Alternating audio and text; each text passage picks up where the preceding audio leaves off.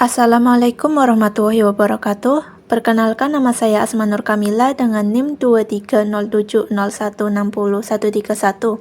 Di sini saya akan menyampaikan materi tentang hak dan kewajiban dalam pengembangan diri.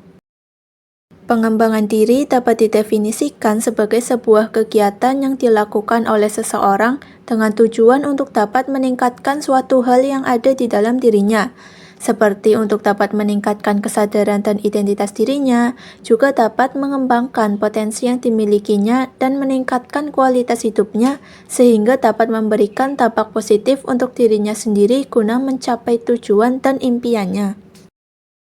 Hak dan kewajiban dalam pengembangan diri ini tercantum di dalam Pasal 28C Ayat 1 Undang-Undang Dasar Republik Indonesia tahun 1945 yang menyatakan bahwa setiap orang berhak mengembangkan diri melalui pemenuhan kebutuhan dasarnya, berhak mendapat pendidikan dan memperoleh manfaat dari ilmu pengetahuan dan teknologi, seni dan budaya, demi meningkatkan kualitas hidupnya dan demi kesejahteraan umat manusia. Di sini dapat diketahui bahwa hak dan kewajiban adalah satu hal yang memiliki kaitan erat dengan keseimbangan ketika dua hal itu dijalankan, dalam artian bahwa setiap orang memiliki hak dan kewajiban yang dimana jika ingin menginginkan haknya, tentunya harus menjalankan kewajibannya terlebih dahulu. Pembahasan terkait dengan hak dalam pengembangan diri. Hak bisa diartikan sebagai segala sesuatu yang dimiliki oleh setiap orang sejak ia dilahirkan atau bahkan sejak masih di dalam kandungan ibunya. Di sini ada beberapa hak dalam pengembangan diri. Yang pertama yaitu ada hak atas pendidikan. Dengan pendidikan, individu dapat mengembangkan potensi dirinya seperti memiliki kekuatan spiritual keagamaan, memiliki pengendalian diri, kepribadian yang baik, kecerdasan, akhlak yang mulia, dan juga keterampilan yang nantinya dapat berguna baik untuk dirinya sendiri, masyarakat, ataupun bangsa dan negara. Seperti yang dijelaskan pada Pasal 28C Ayat 1, yaitu setiap individu memiliki hak untuk dapat mengembangkan dirinya melalui pemenuhan kebutuhan dasarnya. Salah satunya adalah dengan kebutuhan pendidikan. Yang kedua, ada hak untuk mengakses ilmu pengetahuan dan teknologi. Setiap individu memiliki hak untuk dapat mengakses ilmu pengetahuan, karena dengan mendapatkan ilmu tentunya memberikan dampak yang positif pada individu tersebut. Individu yang mendapatkan ilmu pengetahuan tentunya nanti akan dapat bersaing dengan orang lain dari berbagai aspek kehidupan. Selain itu, kemampuan individu dalam penggunaan teknologi juga dapat dinilai sebagai sebuah keterampilan hidup yang esensial sebagai warga negara yang ada pada era digital. Selanjutnya yaitu ada hak atas kesehatan. Hak atas kesehatan ini merujuk pada hak setiap individu untuk mendapatkan pelayanan kesehatan yang baik dan untuk dapat hidup sejahtera lahir dan batin. Yang terakhir ada hak kebebasan untuk berekspresi dan berpendapat. Setiap individu berhak untuk dapat menyampaikan pikiran, pandangan, dan perasaan mereka tanpa merasa takut akan adanya hukuman. Hak atas kebebasan ini dapat mendukung individu dalam pengembangan potensi dirinya dan dapat memperkuat identitas diri sendiri. Pembahasan terkait dengan kewajiban dalam pengembangan diri.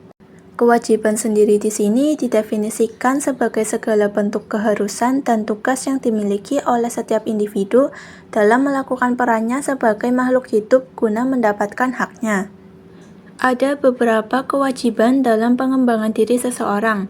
Yang pertama yaitu kewajiban untuk terlibat dalam proses demokrasi. Sebagai warga negara yang baik, tentunya memiliki kewajiban untuk dapat aktif dan berpartisipasi dalam proses demokrasi yang ada. Contohnya itu seperti terlibat dalam kegiatan pemilu atau segala kegiatan yang memiliki kaitan dengan proses pengambilan keputusan politik. Nah, hal ini dinilai dapat membantu individu untuk mengembangkan pengetahuan, memiliki kesadaran dalam politik, dan dapat melatih untuk berpikir kritis. Yang kedua, ada kewajiban untuk melakukan pengembangan sosial, misalnya dengan melakukan gotong royong dan ikut serta dalam membantu kegiatan sosial yang ada. Nah, dengan pengembangan sosial ini, individu akan dapat melakukan interaksi dengan orang lain, yang dimana hal tersebut dapat membantu untuk meningkatkan keterampilannya dalam berkomunikasi, berempati, dan juga melakukan kolaborasi dengan orang lain. Selanjutnya ada kewajiban untuk melakukan bela dan mempertahankan negara. Adanya kewajiban untuk membela negara baik melalui pendidikan, bela negara, ataupun kontribusi lainnya. Nah, hal ini termasuk ke dalam pengembangan diri yang dapat dilakukan karena dapat mengembangkan kedisiplinan, meningkatkan rasa tanggung jawab, dan belajar komitmen untuk mencapai tujuan yang telah ditetapkan. Yang terakhir adalah kewajiban untuk patuh pada hukum dan pemerintah. Dengan mematuhi peraturan atau hukum yang telah ditetapkan oleh pemerintah, tentunya dapat melatih seseorang untuk dapat bertanggung jawab atas perbuatan dan tindakan yang telah dilakukannya, serta dapat memupuk kesadaran etika dan moral yang tentunya nanti akan berguna dan dibutuhkan dalam kehidupan bermasyarakat. Pembahasan selanjutnya terkait dengan manfaat komunitas dalam pengembangan diri. Nah, di sini ada beberapa manfaat yang bisa didapatkan dari komunitas untuk pengembangan diri setiap individu. Yang pertama ada relationship. Di dalam komunitas, seseorang dapat membangun hubungan dan jejaring sosial dengan orang lain karena adanya interaksi yang dilakukan antar anggota komunitas yang dimana setiap anggota bisa belajar dari satu sama lain. Yang kedua ada pengetahuan baru. Dengan mengikuti sebuah komunitas tentunya dapat memberikan manfaat bagi anggotanya, seperti mendapatkan wawasan dan pengetahuan baru. Nah, hal ini bisa didapatkan dengan melalui diskusi, kegiatan-kegiatan belajar bersama, ataupun pengetahuan baru yang berasal dari pengalaman-pengalaman dari anggota di dalam komunitas tersebut. Selanjutnya ada pengembangan keterampilan. Keterampilan yang dapat diasah seperti keterampilan komunikasi, keterampilan seseorang dalam merencanakan acara, ataupun keterampilan yang terkait dengan kepemimpinan. Nah, selain itu, adanya pengalaman yang didapatkan dari ikut berpartisipasi juga dinilai dapat membantu individu tersebut untuk melatih keterampilannya, baik itu soft skill maupun keterampilan teknis yang dapat berguna untuk karir di masa depan. Yang selanjutnya yaitu kepercayaan diri. Dengan terlibat aktif dalam sebuah komunitas tentunya bermanfaat bagi seseorang terkait dengan kepercayaan diri yang semakin meningkat. Nah, kepercayaan diri ini bisa bertumbuh dan semakin meningkat seiring berjalannya waktu dengan keberhasilan seseorang dalam menjalankan tugas-tugas yang dimilikinya ketika masih berada di dalam komunitas tersebut. Nah, meningkatnya rasa percaya diri seseorang ini bisa didapatkan dari interaksi yang dilakukan dengan orang lain. Dengan selalu berpartisipasi dalam kegiatan apapun yang diadakan oleh komunitas dan selalu menjalankan tanggung jawab yang telah diberikan olehnya. Dan yang terakhir yaitu memperluas jaringan atau networking.